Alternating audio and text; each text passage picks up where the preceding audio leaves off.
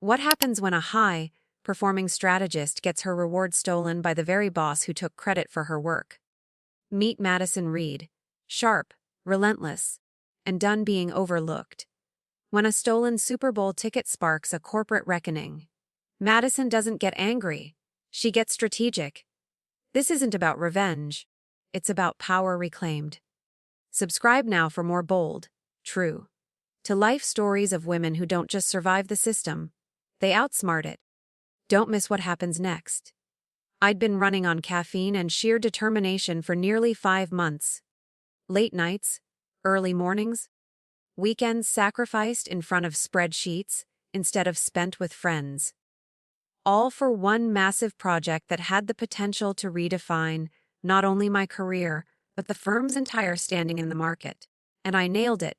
The client, a logistics tech giant headquartered in Austin, was ecstatic. The pitch, flawless. The modeling, bulletproof. The presentation, I delivered it alone, with zero support from senior partners who were too busy golfing with investors in Scottsdale. It closed a multi-million-dollar deal. But the best part wasn't the bonus or the metrics. It was the email I received at 8:13 a.m. on Friday. Subject line, "Thank you." And a small token of appreciation.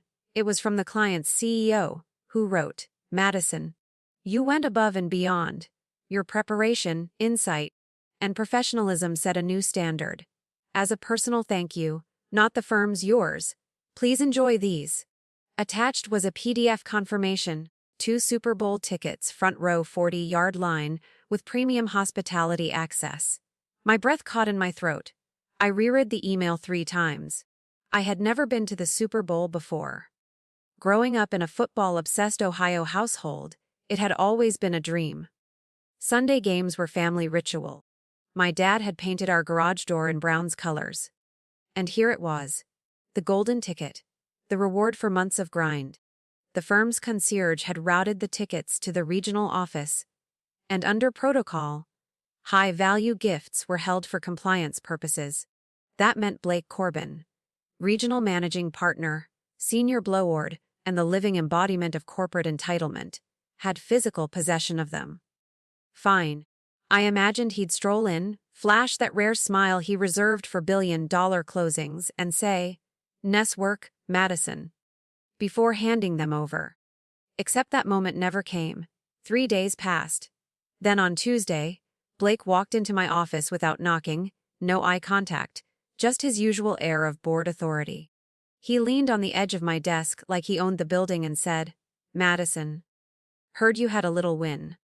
I nodded, trying to suppress a grin. "Yeah, really appreciate the opportunity."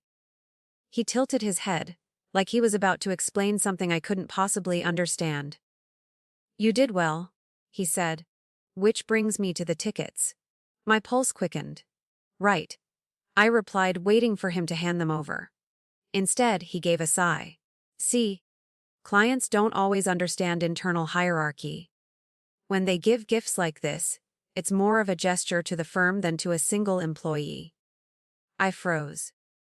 The email specifically said it was a personal thank you, addressed to me. He waved it off like I'd mispronounced a wine label. Sure. But from a compliance standpoint, it's still corporate. And in this business, we make decisions that benefit long-term relationships. He paused, then added casually, "I've already arranged to take a potential investor. It's a strategic play." My jaw clenched. Months of work, sleepless nights, canceled weekends, solo calls while others left early, and he was stealing my reward for strategy. I stayed composed. "That doesn't seem fair," I said, voice tight but measured. The client made it clear those tickets were a gift to me. Blake smiled like I was a child arguing bedtime.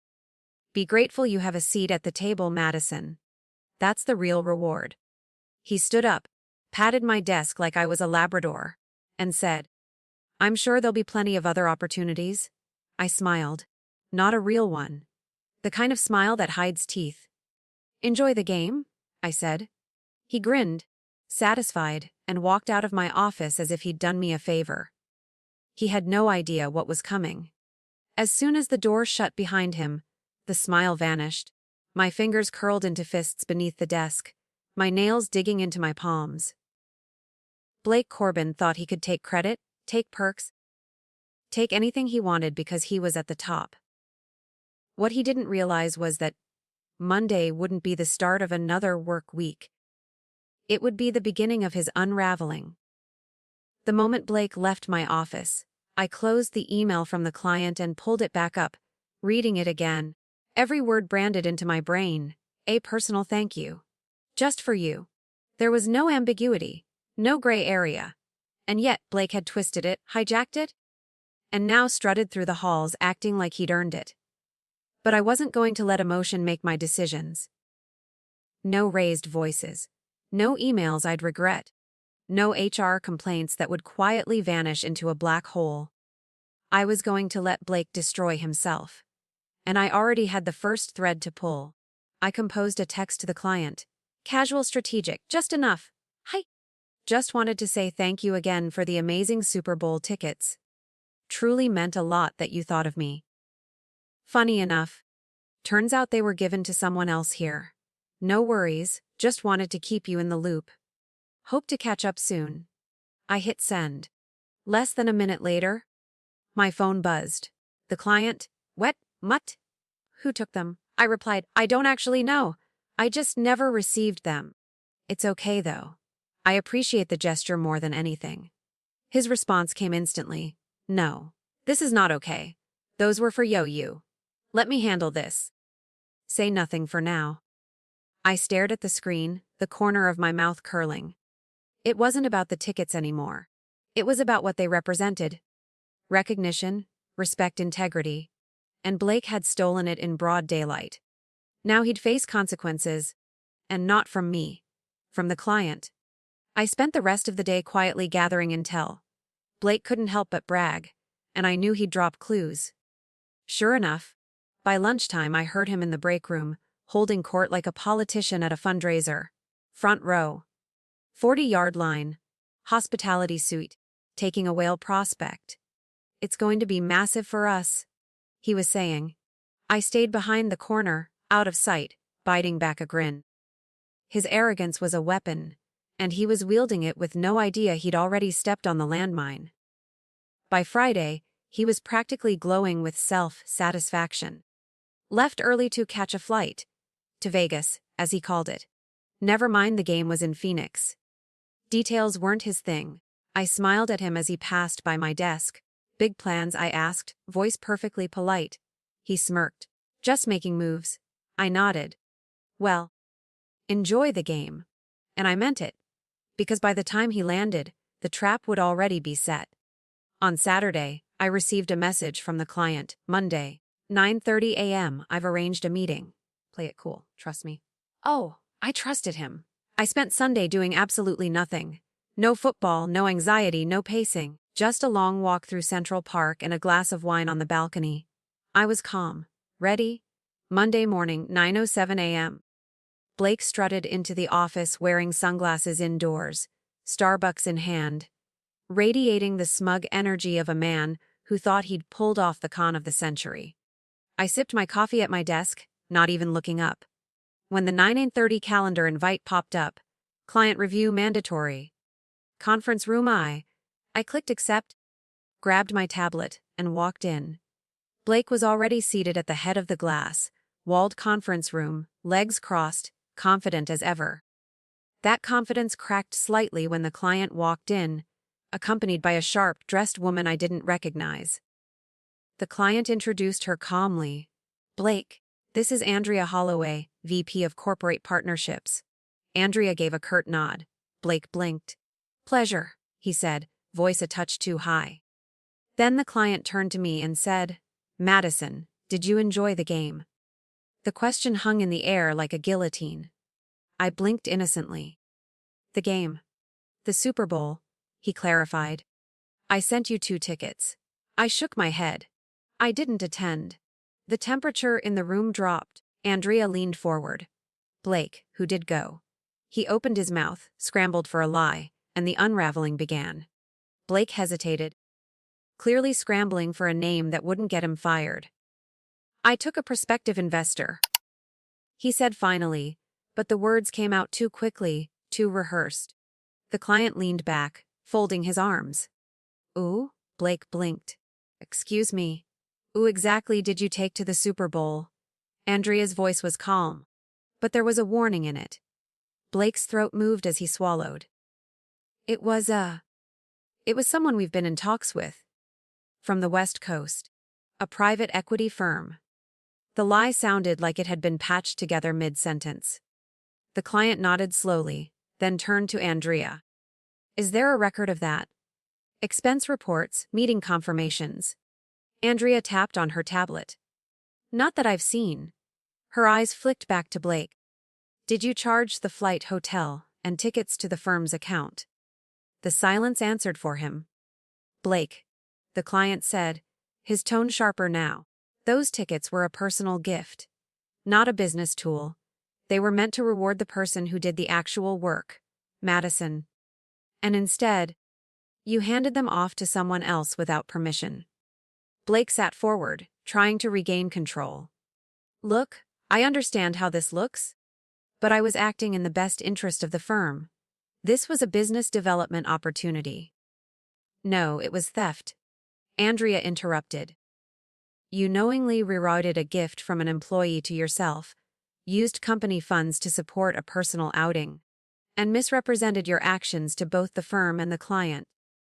That's not business development, Blake. That's misconduct.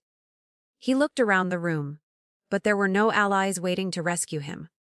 I stayed silent, watching it unfold. I didn't gloat. I didn't flinch. I didn't have to. Blake was doing all the damage himself. The client exhaled. I was genuinely looking forward to seeing Madison at that game. It was a way to say thank you. To show respect for the effort she put into saving our account. But instead, she was left in the dark, while you pretended her work was yours. Blake opened his mouth to speak, but Andrea lifted her hand. Effective immediately, she said. You're on administrative leave, pending a formal internal review. You'll need to hand over all firm assets and vacate your office by end of day. Blake stood slowly, color drained from his face. He tried one last Hail Mary. This is a misunderstanding. I've given this firm 12 years. And in one weekend, Andrea said without emotion, you jeopardized everything. Without another word, Blake walked out. His shoulders were square, but his gait was shaky. The door clicked shut behind him, and the silence that followed was electric. The client turned to me. I'm sorry you were put in that position. You deserved better. I nodded, steady. Thank you. Andrea smiled faintly and slid a folder across the table. Since you've been leading this account in all but title, it's time the title matched the work. I opened it. A promotion. A significant raise. A formal recognition of the role I'd already been doing. My name, in bold, under Senior Strategy Director. I took a slow breath. I accept. The client smiled. Glad to hear it. And next time I have Super Bowl tickets, they'll come straight to your inbox. That made me laugh. A quiet, relieved laugh that came from somewhere deep in my chest. Monday morning had started like any other, but by noon, Blake Corbin was gone, and I had everything he'd tried to keep from me. I stood, shook hands with both of them, and walked out of that room with my head high and my spine straight. The whispers began before I even reached my desk, coworkers exchanging glances, Slack messages pinging, and Blake's office already being cleared out by HR. He had stolen credit, stolen recognition, and thought he could get away with it. Instead, he handed me everything I had earned, and more. An hour later, just as I was beginning to breathe again, the HR email hit my inbox like a slap. Subject line, mandatory meeting, immediate attendance required. No explanation. Just a room number and the time. 15 minutes from now. I knew what this was. Blake wasn't going quietly. He was going to make one last play to twist the narrative, claw his way back from the consequences of his own arrogance by trying to drag me down with him. I gathered my notes, smoothed my blazer, and walked to the HR conference room with steady, Deliberate steps. Inside, Denise from HR looked up nervously from a stack of folders. Across from her sat Blake. He didn't look smug anymore. He looked hunted. But he still tried to conjure that same performative calm. "Madison," he said, feigning concern, "this isn't personal. But I have to bring up a serious issue." I sat. "Which is?"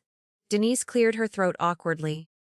"Blake has raised a concern that you may have violated the firm's confidentiality policy by discussing internal matters with a client." I turned slowly toward Blake. "Are you talking about the Super Bowl tickets?"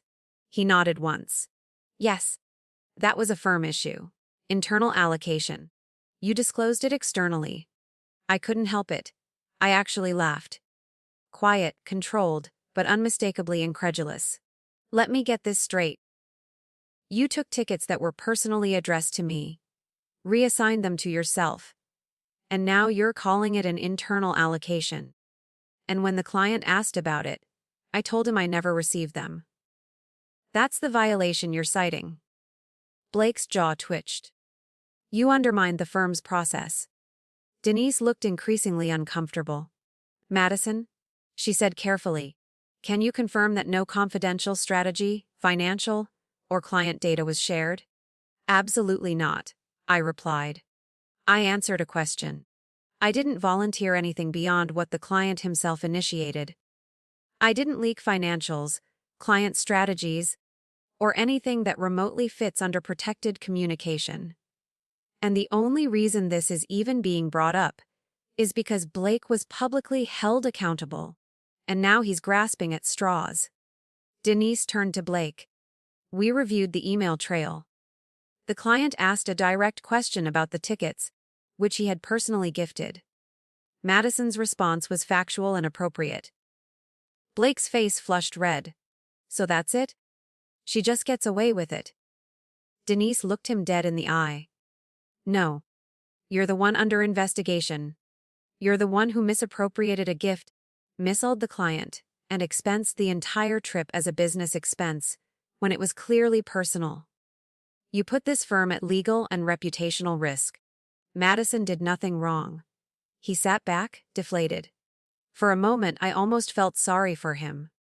But then I remembered the way he had leaned against my desk, told me I should be grateful for a job, and patted my hand like I was a child who didn't understand how the world worked. I stood. "Are we done here?" Denise nodded. "Yes, thank you, Madison." As I walked out, Blake didn't say a word. He couldn't. His last move had failed. Completely. By the time I got back to my desk, a company-wide email had gone out. Effective immediately, Blake Corbin is no longer with the firm. We thank him for his service and wish him well. I stared at it for a moment, letting it land. His name was already scrubbed from the internal system. His office was locked. His email shut off. In less than 72 hours, Blake had gone from the firm's golden boy to a footnote. And me? I was exactly where I was meant to be. No shortcuts, no stolen credit. Just undeniable, documented value. And best of all, I'd won without ever raising my voice. The air in the office felt different after the announcement. People walked a little slower past my desk, throwing side glances like I'd become some sort of legend overnight. Whispers followed me into the kitchen, into the hallway, into the elevator. No one said anything directly, but the shift in energy was unmistakable. Equal parts admiration, curiosity, and that very particular kind of relief that happens when someone stands up to power and survives. I kept my head down, responded to emails, ran the client follow-ups as if nothing seismic had happened. The congratulatory Slack messages trickled in subtle emojis. One-liners like, "Well played," and "Nicely done." Even a few quiet pats on the back from colleagues who'd previously barely spoken to me. I didn't gloat. I didn't engage in office gossip. I just kept doing the job the firm had no choice but to finally acknowledge I'd been doing all along.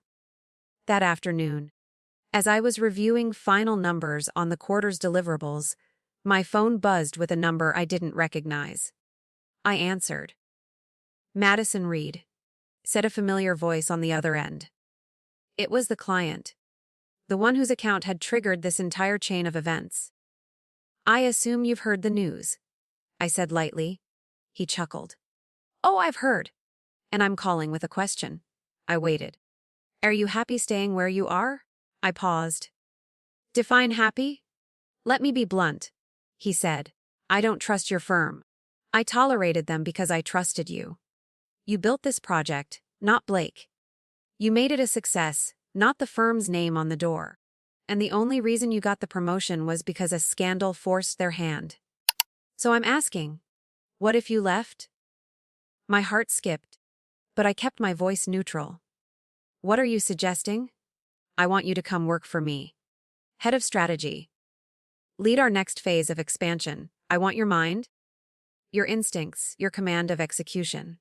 And I'll double whatever you're making now." For a moment, I was silent. Double. It wasn't a raise. It was a revolution. "That's a generous offer," I said slowly. "It's a deserved offer," he replied. "And you'd finally be working for someone who sees your worth up front, not after a crisis forces it." I leaned back in my chair, staring out the window at the skyline. For years, I'd shown up early, stayed late, taken on the work no one wanted, only to have my ideas filtered through louder voices in nicer suits. I'd been promoted because the firm had no choice, not because they wanted to. And this man, this client, was offering me not just money, but recognition. Autonomy, power on my own terms. "Send me the offer," I said at last. "I'll take a look. I think you'll like what you see." After we hung up, I didn't tell anyone. Not yet. I wanted to feel the moment alone first. The quiet knowledge that I wasn't just being recognized. I was being recruited. I wasn't someone the firm could afford to lose. I was someone they never deserved to keep. The next morning, I printed my resignation letter, signed it with a steady hand, and slid it into a plain envelope. I wore my favorite navy dress, not to impress, but to make a statement that I was leaving on my own terms, composed and dignified. The hallway buzzed with the usual Monday energy, but as I walked toward HR, conversations quieted and heads turned slightly. Word traveled fast around here, and I didn't need a microphone for people to know what was happening. Denise, the HR director, blinked when she saw me standing at her doorway. "Madison, is everything all right?" I smiled, calm and firm. "I've accepted a new position. Here's my formal resignation. 2 weeks' notice." I handed over the envelope, and she opened it, skimming the contents. Her eyebrows lifted slightly at the compensation package listed from my new employer. "Wow," she muttered. "Double what they're paying you here?" I nodded once. "With equity and team leadership included." She looked up, and for a moment, her expression softened, not with pity, but with respect. "Good for you," she said. "Truly." I spent the next hour boxing up my office. My movements were unhurried, deliberate. I wasn't sneaking out the back door. If anything, I wanted to be seen. A few coworkers stopped by, some offering quiet congratulations, others still stunned by how quickly everything had turned. "You really did it," one of the analysts said, shaking her head. "Blake thought he owned this place. You proved him wrong without even raising your voice." I didn't gloat. I didn't need to.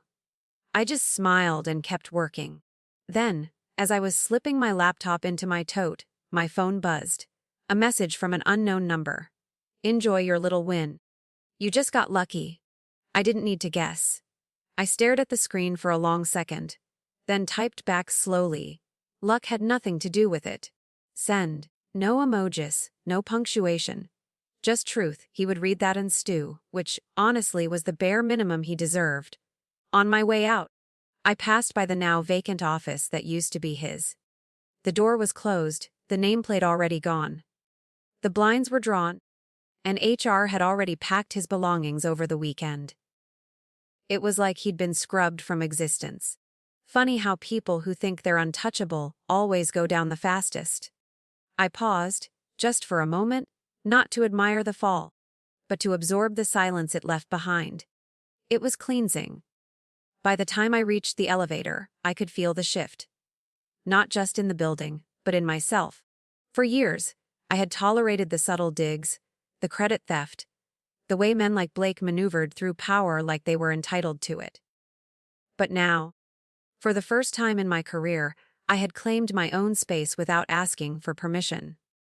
I hadn't burned the place down. I'd simply outplayed them. And as I stepped into the elevator, head held high, I knew one thing with absolute clarity: this wasn't the end. This was the beginning of everything I actually deserved. 1 year later, I stood in the corner office of a downtown high-rise, looking out over the city skyline through floor-to-ceiling glass.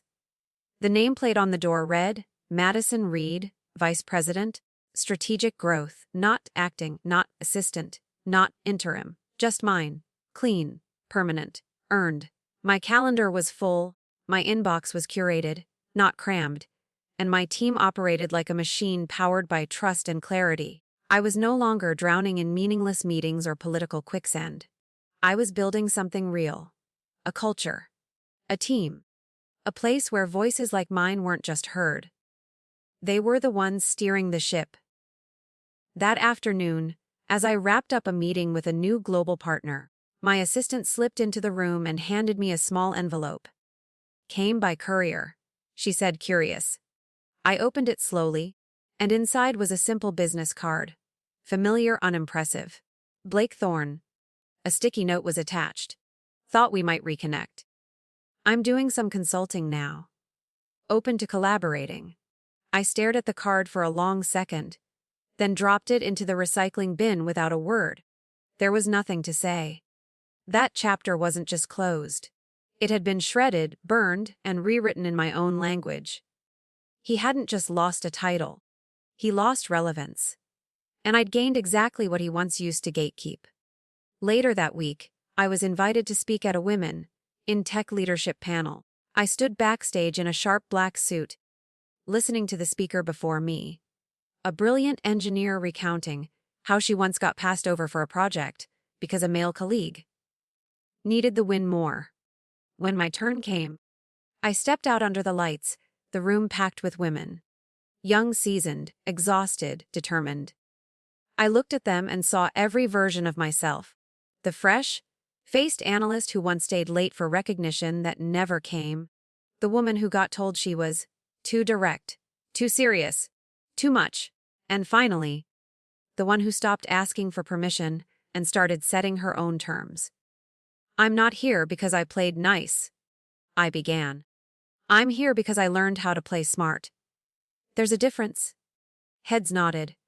Pen scratched paper. I told them how strategy beats noise.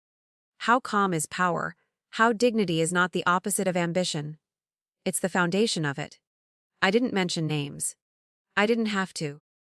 Anyone who had ever been passed over for the promotion they earned, seen their work credited to someone louder, or been called difficult for setting a boundary, they already knew. After the panel, a young woman approached me, nervous, hopeful. Can I ask how you knew when to leave? I smiled.